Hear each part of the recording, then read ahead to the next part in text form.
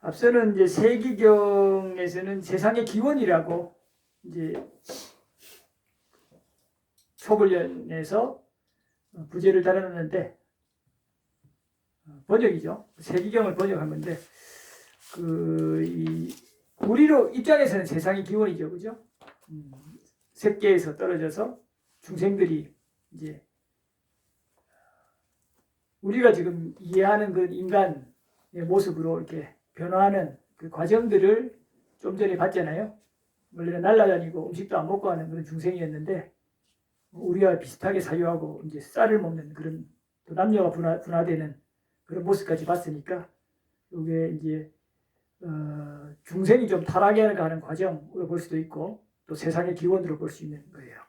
자, 전륜성왕 사자오경은 지금부터 요거를 좀 더 구체적으로 우리가 이해하는 어떤 인류 고대 사회의 모습인데, 그 모습에서 훨씬 더 타락해가는 그 모습, 그리고 다시 향상해 갈 수 있는 그런 흐름들을 좀 짚어보는 거예요. 우리가 역사 속에서 배운 정도 수준에서는 이제 사실 이 모습이 안 나와요. 그거보다 훨씬 더 고대로 여겨져요. 우리 뭐 기껏 해봐야 뭐 몇천 년밖에 안 되잖아요. 거기 때는 이미 인간의 평균 수명이, 한계 수명이 100년 이쪽 저쪽 수준이었기 때문에 100년 조금 넘거나, 그래서 이때는 비교할 수 없이 고대라 이 말이에요. 지금 이때는 평균 수명이 지금 8만 년 정도에서 시작한다 이 말이에요.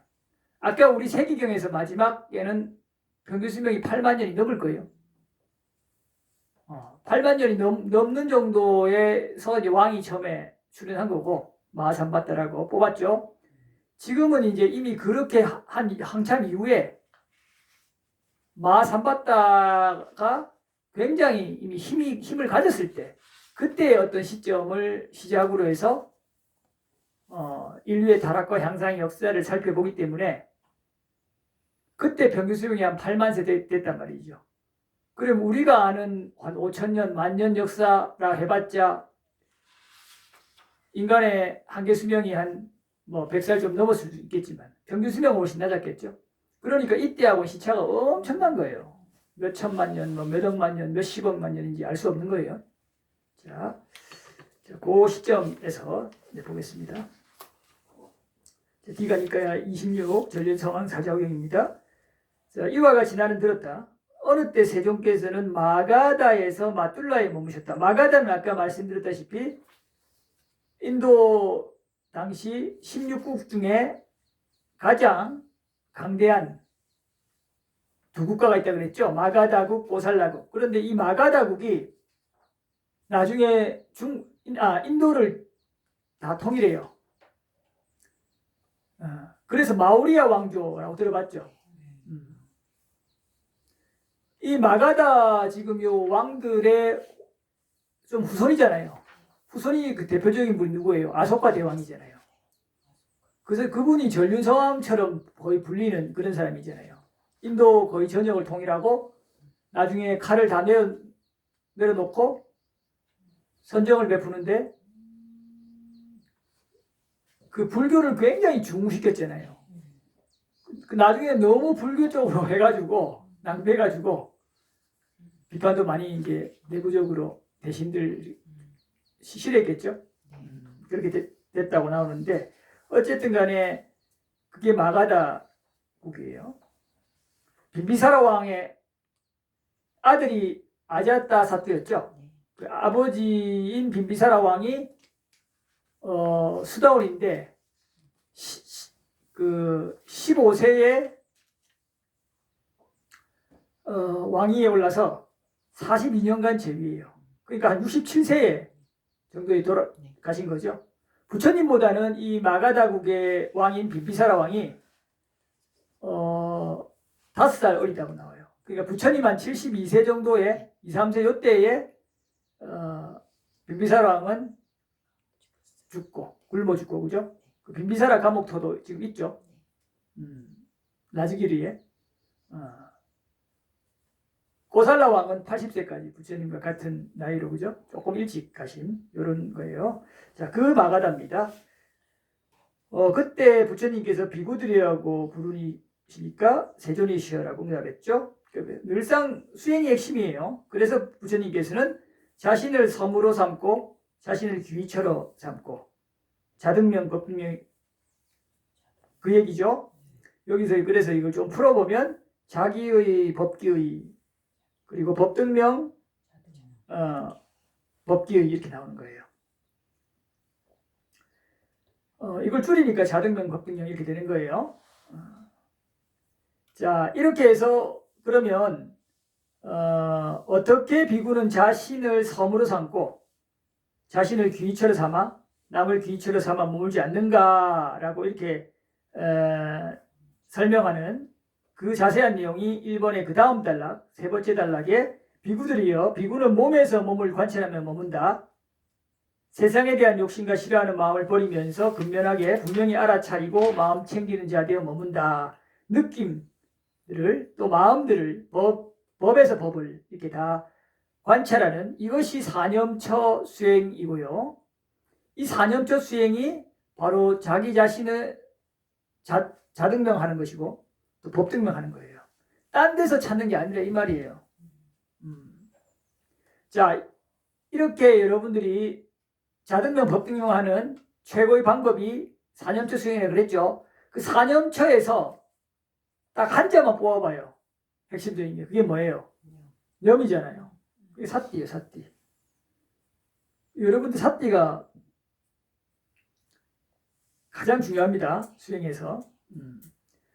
자, 좀 넘어갈게요. 넘어가서 쭉 그거는 그냥 한번 읽어보시고요. 그 첫 번째 단락 밑에서 다섯 번째 줄 비구들이여 1번 그러니까 첫 번째 단락 밑에서 다섯 번째 줄 비구들이여 자신의 고향 동네인 행동의 영역에서 유행하라 나오죠. 이게 뭐냐면 자신의 고향 동네인 행동의 영역 이게 바로 사념처예요.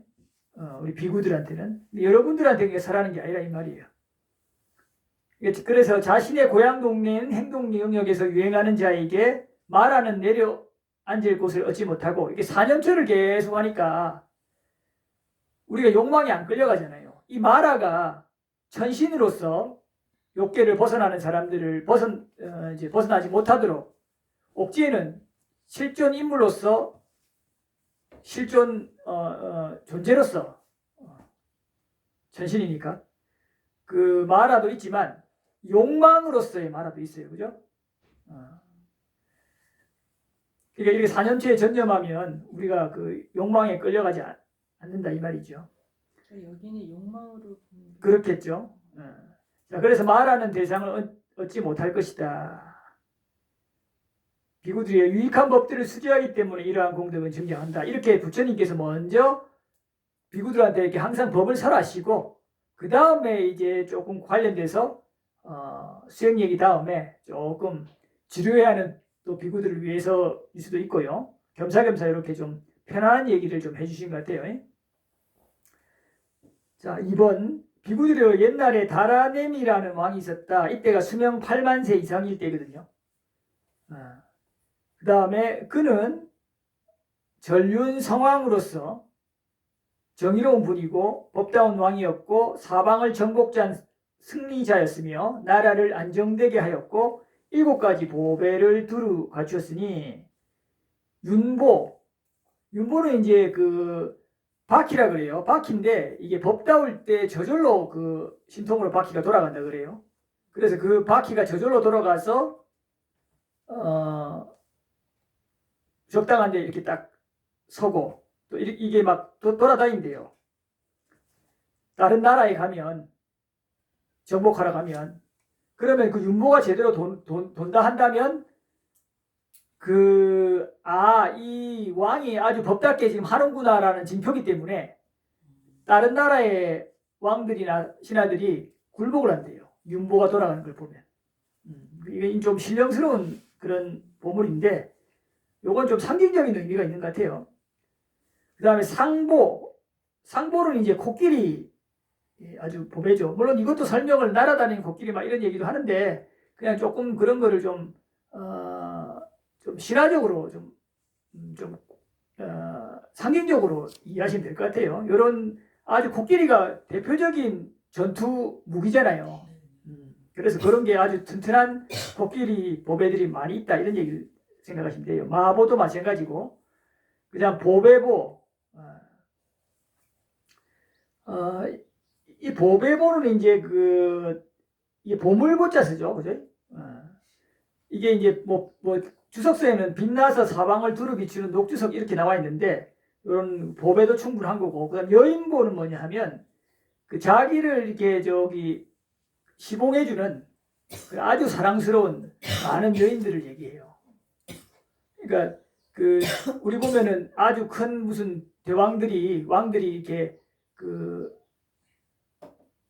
많은 부인들을 두잖아요. 근데 이 부인들이 왕을 전혀 성가시게 않고 특히 여기서는 뭐 여인들이 어떤 여인한테 가면 더울 때 가면 아주 시원하게 해주고 시원할 때 가면 따뜻하게 해주고 이런 식으로까지 뭐 얘기가 나오는데 어쨌든 굉장히 그냥 시봉을 잘하는 그러한 여인들이라 생각하면 됩니다. 이게 뭐냐 하면은 그만큼 전륜성왕이 자기가 공덕을 많이 지었잖아요. 공덕의 과보로 자기가 왕의 역할을 할 때 자기가 원하는 어떤 이 배우자, 시봉자들이 이렇게 많다 이 말입니다. 자, 장자보도 자기를 돕는 사람들이죠, 그죠? 이 장자보는 이 장자가 좀 업의 과보로 생긴 눈이 지혜가 있나 봐요. 그래서 그 눈으로 주인이 있거나 없는 그 재물을 자기가 구별해서 볼 수 있대요. 그래서 그거 없는 거는 다 이렇게 왕한테 이렇게 하도록 이런 식의 어떤 그 능력이 있나 봐요. 그래서 그런 능력 있는 장자라고 생각하시면 되고 주장신보는 이제 뭐 대신들이죠. 국무대신 같은 이런 사람들, 자기를 도와주는 사람들이 충분히 있어야 전륜성왕이 원만하게 자기 나라를 통치할 수 있잖아요. 이렇게 이것도 다 공덕들인데 이런 공덕이 없으면 자기가 어떤 특정한 공덕 때문에 왕이 돼도요 삐걱거려요.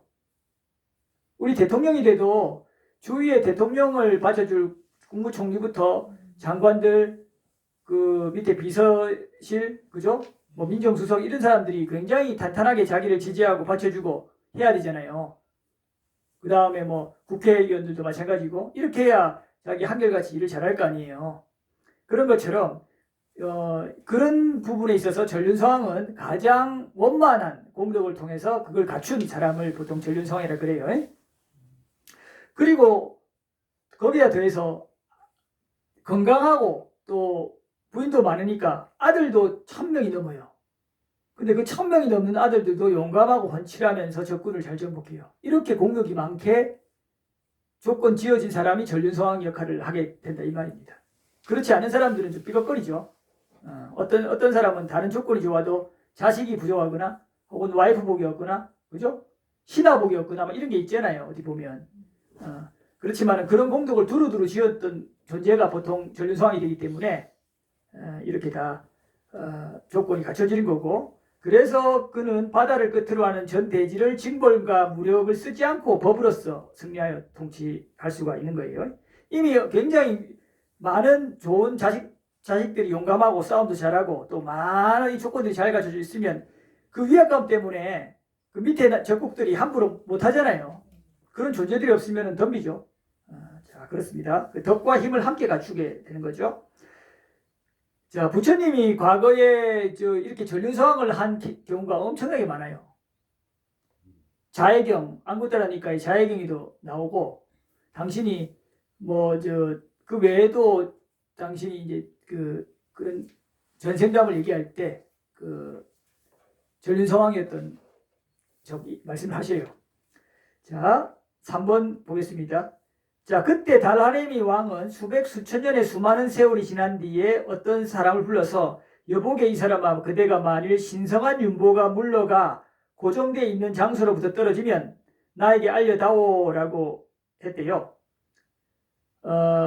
이게 뭐냐면 이제 왜 이렇게 고정된 장소로부터 떨어지냐면 이제 조금 본인이 감각적 욕망을 누릴 만큼 누렸으니까 이제 조금 수행을 하라는 그런 징표로 이제 그 윤보가 좀 떨어지는 그런 거래요. 그래서 이제 수천 수백 년 수백 수천 년이 지난 다음에 어느 날에 이렇게 3번에 두 번째 단락 세 번째 줄에 신성한 윤보가 물러나 고정되어 있는 장소로부터 떨어졌대요. 그래가지고 약간 타락하기 때문에 또 이런 거예요. 타락하기 때문에 감각 욕망을 즐길 만큼 즐겼으니까 이제 좀 수행 좀 하셔요. 그런 차원인 거예요. 이게 이제 신호인데 그렇게 하니까 이제 다라네미 왕이 지혜로운 사람이니까 이제 물러갔네 윤보가. 그래서 두 번째 단락 세 번째 단락이죠. 3번 세 번에 세째 줄에 만일 전륜 상황에 신성한 윤보가 물러가 고정되어 있는 장소로부터 떨어지면 이제 그 왕은 오래 살지 못한다라고 참으로 나는 인간의 감각적 욕망을 다 누렸다. 이제 하늘의 감각적 욕망을 누릴 때다. 이리 오너라. 이 왕국을 넘겨받아라. 나는 이제 머리와 수염을 깎고 물들인 옷을 입고 집을 떠나 출가할 것이다. 이렇게 이제 해서 이제 실행을 하는 거예요.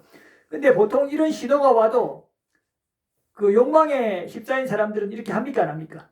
안 하잖아요. 근데 이때는 굉장히 맑을 때고 지혜로운 또 왕이었기 때문에 요걸 실천한 거예요. 그렇게 해가지고 다음 세자를 옹립을 했어요. 옹립을 해가지고 조금 일주일 좀 지나니까 선인이 그 앞에 자기 부왕이 출가했죠. 한 일주일 지나니까 이제 윤보가 사라졌대요.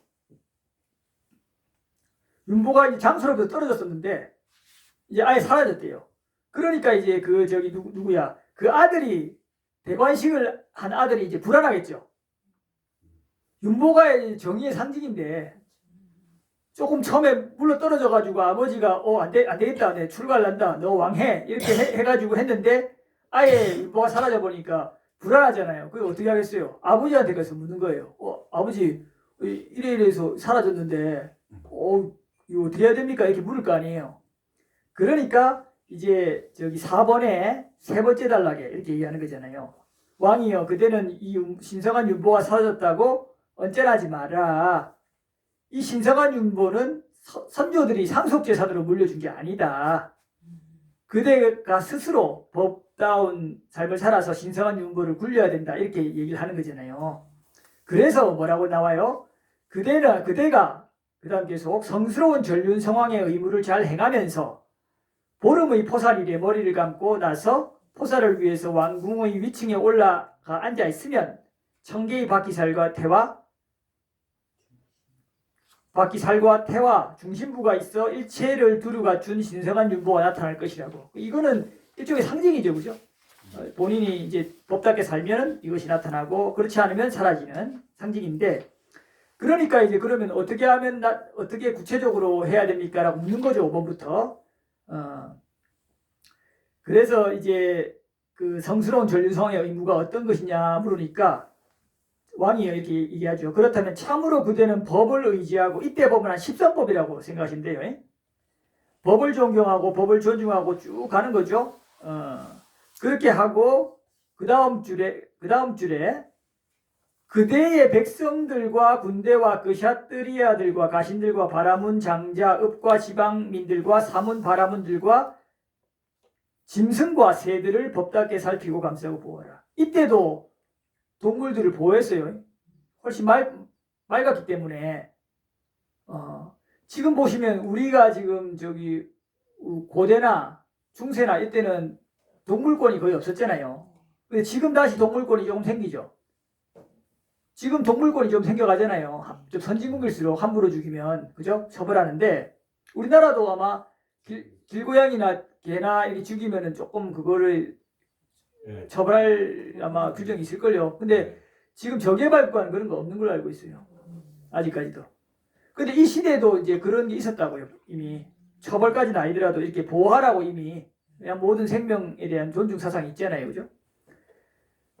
자, 그리고 그 다음 이렇게 모든 생명을 좀 이렇게 그 감싸고 보호하고 존중하라는 그런 얘기를 첫 번째 하시는 거고, 두 번째는 그대 영토에서 법답지 못하는 행위들이 퍼지지 않게 하라. 치안 유지 잘 하도록 하는 거예요. 그 다음에 영토에 가난한 자가 있으면 그들에게 재물을 나누어 주라. 이제 빈민구제죠.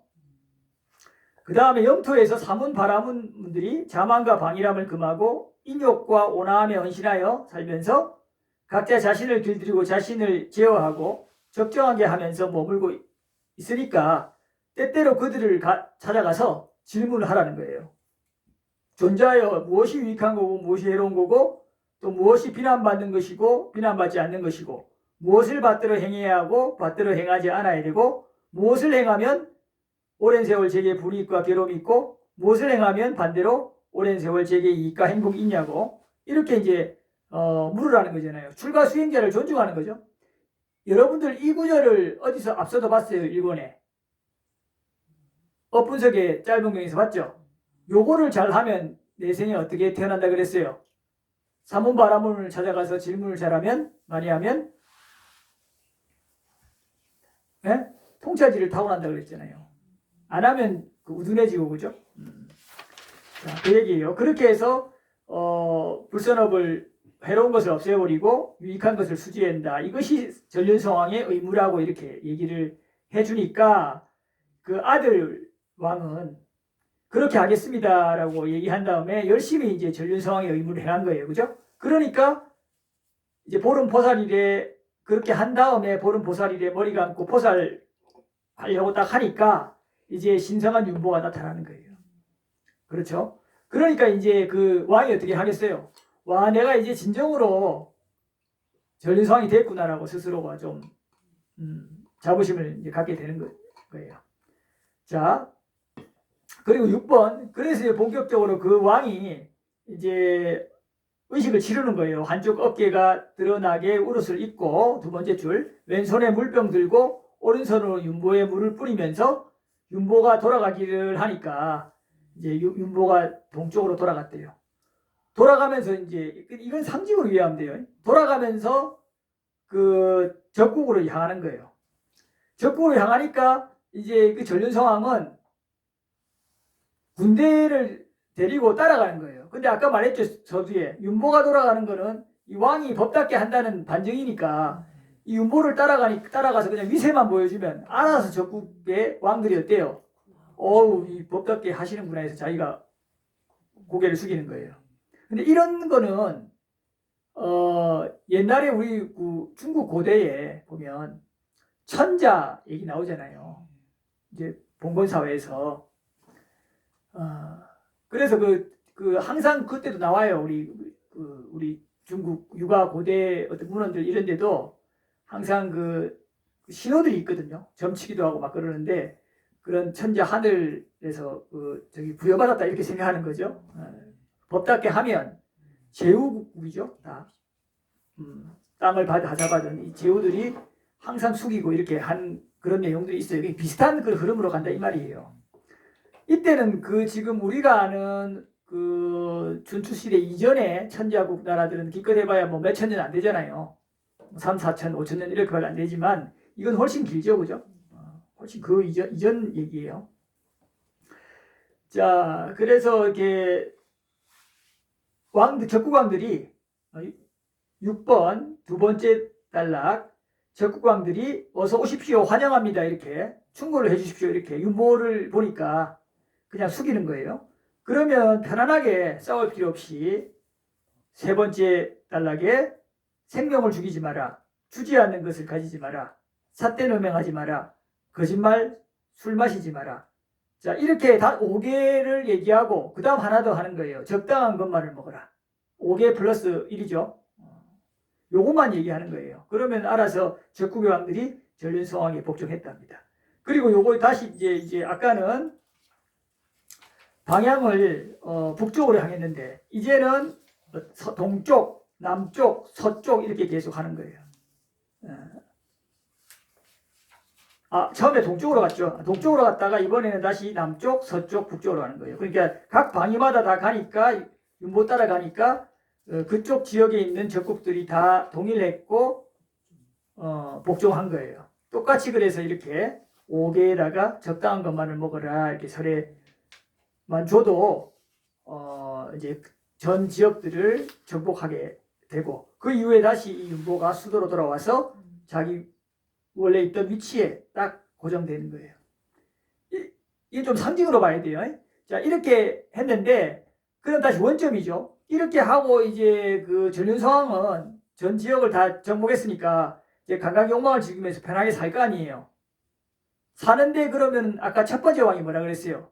내가 좀 살다가 이 차축에 잘 끼어진 위치에 맞는 윤보가 좀 이탈하면 얘기해달라 했잖아요. 그러면 이게 내가 더 이상 이제 누리면 안 되고 수행하고 물려주고 할 시기구나라는 걸 아니까 아까 그렇게 첫 번째 왕이 실천했잖아요. 그럼 아들도 잘 배웠잖아요. 그래서 8번에 두 번째 전륜소왕도 그걸 그대로 실천한 거예요.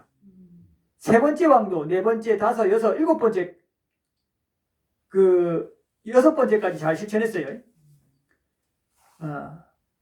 그 일곱 번째 왕 때 이제도 그렇게 일단 얘기를 했어요. 했는데 이제 일곱 번째 왕 때부터 약간 문제가 생겼어요. 그 앞에까지는 똑같이 자기가 그 윤보가 좀 물러나면 얘기해달라 이렇게 했는데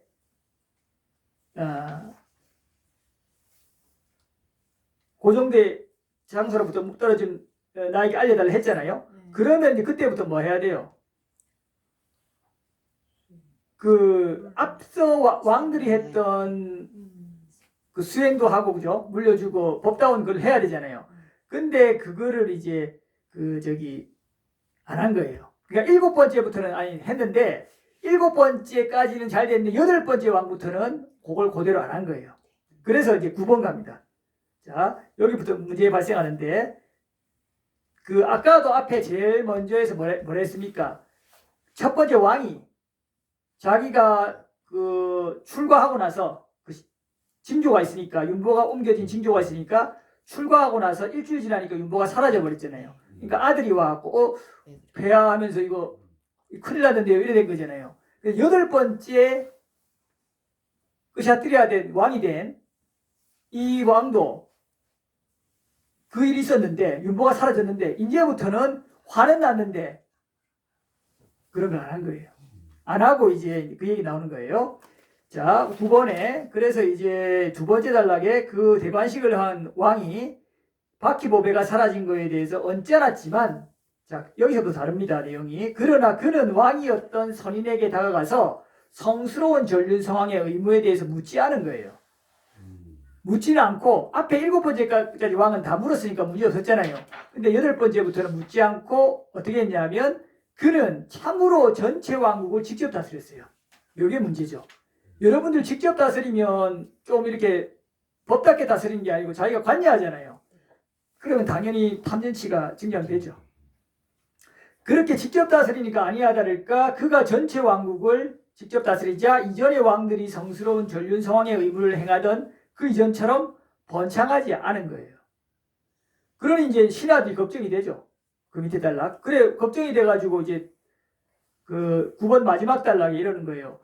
폐하께서 직접 왕국을 다스리자 이전의 왕들이 다스린 것처럼 지금 번창 안 하는데요. 지금 좀 문제입니다. 이래서 지금 이렇게 하면 안 됩니다. 이래서 폐하 참으로 저희들한테 성스러운 전륜성왕의 의무를 좀 물어봐 주시면 우리가 말씀을 잘 해드릴 겁니다. 이렇게 조언을 해주는 거예요. 자, 그래서 10번. 이제 처음에 이렇게 아직까지는 타락을 그래도 많이 안 했잖아요. 이 여덟 번째 전륜성왕 왕이. 그래서 그 왕이 대신들을 쭉 모으게 한 다음에 전륜성왕의 의무를 물어요. 일단 그러니까 조언을 받아들인 거잖아요.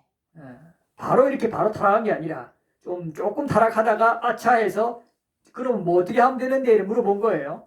그러니까 10번의 세 번째 줄 마지막에 그들은 그런 왕에게 성스러운 전륜성왕의 의무를 설명했어요. 이제 왕이 그들의 설명을 들은 뒤에 법답게 살피고 감싸고 보호 의무를 했어요. 앞에 우리 여러 가지 해라는 게 있었잖아요. 자기 사람들 동물까지 보호하고 그죠? 빈민구제도 하고 치안 유지도 하고 그죠? 그런 걸 잘 했는데 뭘 안 했냐면 자 10번 두 번째 단락 이게 이제 문제 발생의 시작입니다. 그러나 가난한 자들에게 재물을 나눠주지 않아요. 가난한 자들에게 그전에는 재물을 잘 나눠줬는데 이 재물을 나눠주지 않으니까 빈곤이 크게 커지는 거예요. 이제 빈곤이 크게 커지니까 어떤 사람은 남들이 주지 않는 것을 가지는 도둑질이라는 걸 하게 되죠. 그러니까 당연히 체포하겠죠. 그렇잖아요. 체포해 가가지고 왕한테 데려갔어요. 그래서 얘기를 해요. 폐하, 이 사람은 남들이 주지 않은 것을 가지는 도둑질을 했습니다. 얘기하니까 처음에 아직 이런 사태가 많이 발생한 게 아니잖아요. 그렇잖아요. 도둑질이 아주 일상화된 게 아니잖아요. 어쩌다 이렇게 일어난 거잖아요. 그러니까 왕이 이제 친절하게 묻는 거예요. 자, 그 밑에 볼까요? 여보게 이 사람아, 그대가 남들이 주지 않은 것을 가지는 도둑질이란 것을 하였다는 것이 사실인가? 이렇게 얘기를 하니까 사실입니다, 폐하. 이렇게 이실직고 하는 거예요. 그러니까 이때는 아직 그 거짓말이 앞서에 거짓말이 알려지기는 됐지만 이게 뭐 퍼지고 그런 게 전혀 아니었다, 이런 말이에요. 그러니까 물으면 고지고대로 그냥 다 대답하는 거예요. 사실입니다 하니까 왜 그러면 그렇게 했는데 하니까 생계 꾸려나갈 게 없었는데요. 그래서 이때 정도에는 뭐 이렇게 거짓말하고 막 자기가 회피하고 이런 시대가 아니니까 지금처럼 이제 우리 변호사나 이런 사람들이 별로 필요 없는 시대죠. 지금은 어떻게 하면 이익을 볼까라고 이렇게 거짓말이 일상이잖아요. 그죠? 법망을 피해서. 그래서 이제 그렇게 생계를 꾸려나갈 것이 없다고 하니까 왕이 재물을 나눠주는 거예요. 그리고 뭐라고 조언하냐면 이 사람아, 이 재물로 자신의 생계를 꾸려나가라. 부모를 봉양하라. 처자식을 부양하라. 일해라. 사문 바라문들에게 많은 보시해라. 그러한 보시는 고귀한 결말을 가져다 주고 신성한 결말을 가져다 주며 행복을 있게 하고 전상에 태어나게 한다. 이렇게 조언을 해주는 거예요. 지혜로운 조언까지. 그러니까 예 그렇게 할게요 하면서 또 그렇게 좀 하겠죠. 근데 이후에 11번에 또 다른 사람도 그렇게 돼요. 또 다른 사람이 그렇게 되니까 뭐 이번 아직도 케이스가 많이 나온 케이스는 아니니까 이번에도 똑같이 그렇게 봐줘요. 동일한 형태로. 그 11번의 내용입니다. 그 다음에 이제 이게 자꾸 한두 번 이렇게 나다 보니까 세 번 나다 보니까 소문이 나겠죠. 소문이 나가지고니까 이제 문제가 발생합니다. 12번에 비구들이요. 그러자 사람들은 여보게들 남들이 주지 않는 것을 가지는 도둑질이라는 걸 한 사람들에게 왕은 재물을 나눠준다네. 이러니까 어찌 되겠어요? 자, 이 논리로 보면 어떻게 해요? 여러분들 자기가 빚져가지고 파산하면 국가에서 다 준대. 이게 소문났어요. 처음에는 자기가 그럴 목적이 아니라 부득이해서 했는데 이게 소문이 나버리잖아요. 그럼 그거 악용하는 사람 생길까요? 안 생길까요? 똑같은 논리예요. 참 쉽지 않아요. 자, 그러나 이게 참 원칙을 지켜야 돼요. 그래서 12번 두 번째 단락 그렇게 나누어준다고 들으니까 사람들이 참으로 우리도 그래 해야겠다 하는 거 아니에요. 그죠? 그래서 도둑질을 막 한 거예요. 자, 이번에는 도둑질을 많이 퍼지면서 사람들이 하니까 또 그 사람을 잡아서 붙잡아서 데려온 거예요. 그럼 이미 분위기가 그런 쪽으로 흘러가고 있잖아요. 그래서 붙잡아 왔고 데리고 왔는데 동일하게 앞에처럼 물어요. 왜 네가 한 거 맞나? 맞는데요. 왜냐면 사실대로 이실직고에도 이 재물을 주니까 왜 또 그런 거 했는데 했더니 또 뭐 생계가 뿌려나갈 게 없었는데요.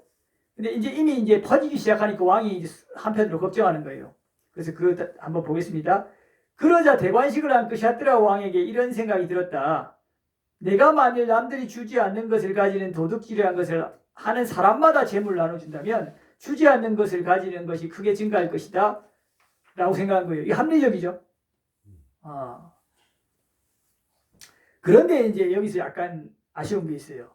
그 다음 구절이 여기서 약간 처벌을 그럼 너는 이제 못 준다. 너 곤장 한 10대 맞고 가라. 앞으로 그러면 안 된다. 이렇게 조금 경책할 수도 있잖아요. 가볍게. 아니면 말로써 그죠? 너 이렇게 하면은 이렇게 처벌해야 되니까 한번 봐줄 테니까 다음에는 하면 안 된다. 이렇게 할 수 있는데 그러면서 좀 더 이제는 처벌한단다. 이렇게 소문나게 해야 되잖아요. 그런데 어떻게 했냐면 여기서 갑자기 이렇게 해요. 내가 도둑질 하는 사람들한테마다 재물을 나눠주면 도둑질이 크게 증가할 것이다 라고 생각하면서 그러니 나는 이 사람에게 최고의 형벌을 가야겠다 머리 잘라버리겠다. 이렇게 해버려요. 이게 좀 심하죠. 적응이 안 됐잖아요. 이게 좀 문제예요. 이렇게 돼가지고 이 왕이 그 다음 단락에 여봐라 이 사람을 이걸 먹고 저걸 먹고 데리고 다니면서 결국 다 보이는 앞에서 그죠? 극형에 차라 이러거든요. 그러니 갑자기 이 사람은 재물 받을 걸 기대하고 왔다가 극형에 처함을 당하니까 억울하지만 어쩔 수 없잖아요. 너무 이렇게 급진적으로 변하면 안 되죠. 그러니까 그 다음 단락에 이제 사람들이 신하들이 그 사람을 끌고 가가지고 극형에 취했던 거죠. 그 13번에 넘어와서 이제 소문이 퍼져버린 거예요. 갑자기 대로에서 그렇게 노출해서 했으니까 13번에 그래서 사람들은 여보게들 남들이 주지 않은 것을 가지는 도둑질이란 걸 한 사람에게 왕은 최고의 형벌을 가한다네. 극형에 처한다네. 머리 잘라버린다네. 그렇게 들었다 하자 이 사람들이 이런 생각을 한 거예요. 왕도 이렇게 사람을 잘못한 사람을 극형에 처하니까 우리도 그러면 좀 우리끼리 좀 해볼까 이렇게 마음을 먹으면서 이렇게 하는 거예요. 참으로 우리도 날카로운 무기들을 만들리라. 그래서 그 날카로운 무기들로 주지 않는 것을 가지는 도둑질이란 걸 하는 자들에게 최고의 형벌을 가하리라. 자체적으로 무기를 가지고 자기들한테 그렇게 도둑질하는 사람을 죽여버리려고 이제 하는 거예요. 왕이 그렇게 했으니까 그거 좀 본받는 거죠. 그래서 그들은 날카로운 무기를 만들었어요. 자기들 스스로. 그래서 근데 문제는 뭐겠어요? 그 날카로운 무기가 결국은 자기가 처음에 도둑을 막으려고 했는데 당연히 이렇게 저렇게 또 그게 흩어지다 보면 또 자기들이 또 생각이 바뀔 수도 있잖아요. 자기들이 이제는 그 날카로운 무기들로 마을을 노략질하여 다닌 거예요. 뭐 자기들이 다니던 그 무기로 인해서 남들이 다니던 거죠. 그래서 읍을 도시를 노략질하여 다녔고 노상 광조들을 한 거예요. 자, 그리고 그들끼리도 서로 주지 않는 것을 하는 사람들을 죽여버린 거예요. 그러면서 이제 살인 이런 것이 막 나타나는 거예요. 이 말입니다. 그러니까 이게 좀 너무 급작스럽게 된 거죠. 그죠? 처벌 수위를 천천히 이렇게 높여야 되는데 너무 갑작스럽게 돼서 이렇게 좀 사회 혼란이 더 빨리 퍼진 거예요. 그 다음에 14번에 요걸 좀 요약하는 겁니다. 비구들이 이와 같이 재물 없는 자들에게 재물 나누어 주지 않으니까 빈곤 퍼지고 빈곤 퍼지니까 도둑질 생기죠. 자, 도둑질 생기니까 처음에는 봐주다가 조금 있다가 죽여버리니까 우리도 죽일 거다 하면서 무기를 만들고 무기가 널리 퍼져버리죠. 사람들 사이에서. 그 세 번째 줄이 그 무기가 퍼지는 거예요. 무기가 퍼지니까 네 번째 줄 어떻게 되는 거예요? 생명을 죽이는 것이 크게 퍼졌어요. 그죠? 동물이든 사람이든 죽일 거 아니에요. 무기 가지고. 자, 이제부터 다르게 나오는 겁니다. 이제 생명 죽이는 게 크게 퍼지니까 사람들 수명이 줄어들까요? 늘어날까요? 줄어들어요. 당연히 줄어들죠. 수명도 줄어들고 용모도 줄어들어 버린 거예요. 자, 이렇게 해서 수명 줄어들고 용모 줄어들면서 원래 8만 년 혹은 8만 4천 년의 수명을 가진 자손들이 4만 년이 가지게 된 거예요. 이게 단순간에 좀 죽였다고 바로 4만 년을 주는 게 아니고 점차적으로 주겠죠. 점차적으로 서서히 이게 눈에 안 띄게. 이게 한 줄에 나오니까 바로 줄어든 것처럼 보이지만 그게 아니라 아주 긴 세월에 서서히 주는 거예요. 수명이. 그래서 이제 그 다음 단락에 14번 두 번째 단락, 인간들이 오직 4만 년 만에 수명을 가지게 되니까 남들이 주지 않는 도둑질 이런 거를 이라는 것을 이제 하고 이제 그 체포해서 데려갔을 때 이제 이렇게 하는 거예요. 앞에는 훔치고 네가 도둑질했냐면 고지고대로 다 얘기했죠. 그래서 이제 마지막에는 목숨을 잃었잖아요. 그 사람은. 근데 8만 년 때는 그 정도였는데 이제는 어떤 일이 생기냐면 4만 년 때는 이렇게 해서 도둑질해갖고 도둑 놈을 데려가니까 왕이 묻는 거예요. 너 그거 주지 않는 거 가진 거 사실이야? 이랬더니 14번의 마지막 줄에 아닌데요, 폐야? 라고 고의적인 거짓말 한 거예요. 앞에는 고의적인 거짓말 안 했어요. 거짓말이 알려지긴 했지만 거의 이렇게 진실했다고요. 근데 이렇게 해서 고의적인 거짓말까지 하게 되는 거예요. 계속 타락의 과정을 얘기하는 거죠. 그러니까 이제 거짓말이 쭉 이제부터 널리 퍼지기 시작하고 오랜 세월에 걸쳐서 이제 수명이 2만 년으로 주는 거예요. 자, 2만 년이 주니까 또 이번에는 어떻게 되냐면 그 15번의 마지막 줄에 누가 배야 저 사람이 저 도둑질 하던데요 하면서 고자질하는 거예요. 그 이간질 성격이 좀 있죠. 특히나 자기 마음에 안 드는 사람은 더 고자질할 거 아니에요. 마음에 드는 사람은 모른 척하고. 그래서 이 고자질해갖고 고자질도 생기는 거예요. 자, 이렇게 해서 계속 타락해가는 과정을 지금 지켜보고 있는 겁니다. 16번에 가서 이렇게 이제 처음에 재물 없는 자들에게 재물 나누어 주지 않자 빈곤 커지고, 이제 빈곤 커지자 도둑질 생기고, 도둑질 많이 퍼지자 무기 퍼지고, 무기 퍼지자 생명 죽이는 거 퍼지고, 생명 죽이는 거 퍼지니까 거짓말이 퍼지니까 고자질까지 왔죠. 이제 고자질이 크게 퍼지니까 이제 다시 용모가 줄어들어요. 그러니까 2만 년의 수명에서 다시 10,000년 수명으로 줄어드는 거예요. 이렇게 됐을 때 10,000년 수명쯤 되니까 우리 앞에도 여러분들 우리 새끼에서 처음 왔을 때는 서로 뭐 외모도 차이도 크게 없고 다 좋았는데 나중에 우리가 그 거친 음식들을 자꾸 먹으면서 어떻게 돼요? 용모 차이가 나면서 거만 자만 떨고 나중에 쌀 열매 이유 먹고 이러니까 나중에 남녀 불화까지 되잖아요. 그때도 물론 잘생긴 못생긴 게 있었지만 지금 이때 수명이 10,000년쯤 됐을 때도 이제 급변하게 또 차이가 나는 거예요. 그때보다 훨씬 더 강하겠죠, 차이가. 그러니까 수명이 10,000년쯤 되니까 어떤 중생들은 용모가 준수하고 어떤 중생들은 용모가 추한 게 더 두드러지는 거예요. 그래서 이제는 내가 좀 잘생겼네, 네가 못생겼나 정도가 아니고 앞에는 좀 그 정도잖아요. 좀 귀엽게. 근데 지금은 뭘 하냐면 16번의 마지막 단락 두 번째 줄, 그러자 추한 용모를 가진 중생들은 용모가 준수한 중생들을 선망하게 되는데 이제 남들 아래까지 범하게 되는 거예요. 자, 이렇게까지 이제 변하는 거예요. 그죠? 자, 요거를 한번 요약해 보면 그 앞에 처음에 우리가 84,000년 때는 도둑질 조금 했죠. 자, 도둑질 해서 이제 조금 그 도둑질을 했는데 처음에는 봐주다가 안 봐주니까 살생했잖아요. 살인해버렸죠. 그러니까 살생하고 살인하는 게 퍼졌잖아요. 퍼지면서 40,000년으로 줄었죠. 40,000년 하는 거 주니까 이제 앞에 80,000년 때는 거짓말을 전혀 안 했어요. 니 그거 훔쳤냐? 예, 훔쳤습니다. 했는데 40,000년 준다니까 네 안 훔쳤는데요 라고 거짓말해버려요. 거짓말이 좀 퍼지기 시작하니까 수명이 불선법에 의해서 흐름에 의해서 20,000년으로 준 거예요. 20,000년으로 주니까 이제 저 사람이 훔쳤는데요 라고 고자질 혹은 이간질 해버린 거예요. 이거 하니까 또 10,000년으로 줄고 10,000년으로 두니까 용모가 차이가 더 많이 나왔고 용모 좋은 사람을 선망하면서 범하는 사음까지 생긴 거예요. 그러면서 다시 5,000년으로 줄어버려요. 자, 5,000년으로 준 상황이에요. 17번. 자, 그래서 17번에 5,000년으로 주니까 두 번째 단락에 뒤쪽에 보면 인간들에게는 두 가지 해로운 법이 크게 퍼졌나니 그게 뭐냐 하면 욕설과 쓸데없는 말이라는 거예요.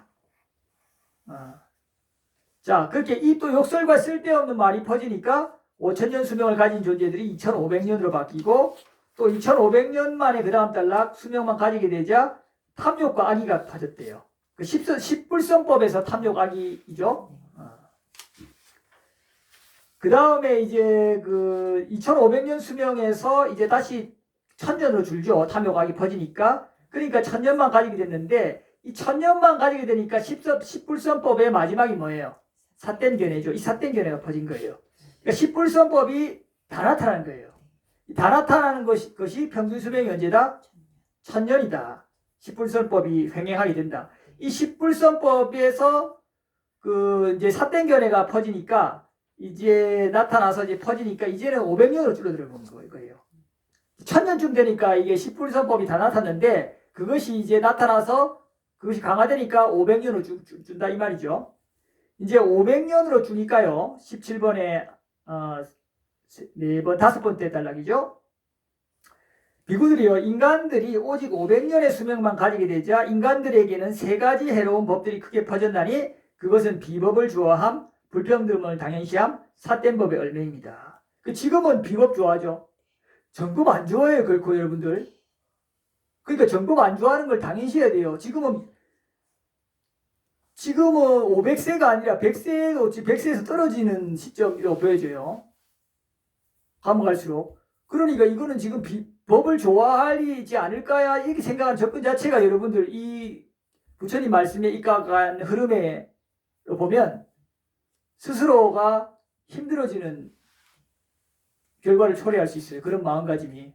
지금은 근본적으로 그런 사람이 줄어들고 없을 수밖에 없어요. 여러분들 보세요. 다 비법 좋아하지 밖에. 편법 좋아하고. 안 그래요? 정직한 거 좋아하는 사람 봤어요?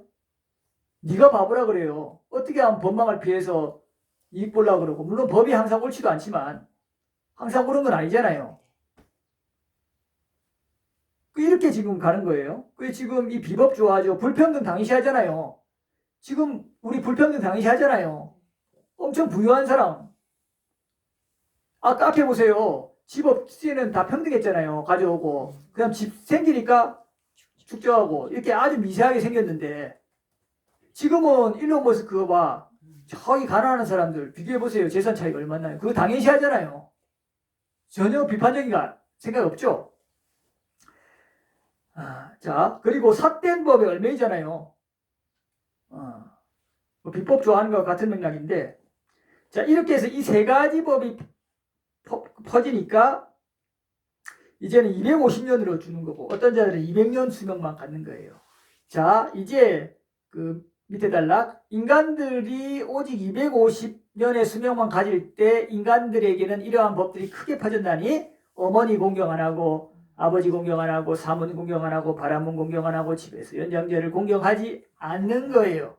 250세 혹은 200세 때. 이래서 100살로 또 줄어들어 버린 거예요. 지금은 그래서 실제로 아버지 옛날보다는 그 이전보다는 공경을 지금 별로 공경 안 하죠, 사실.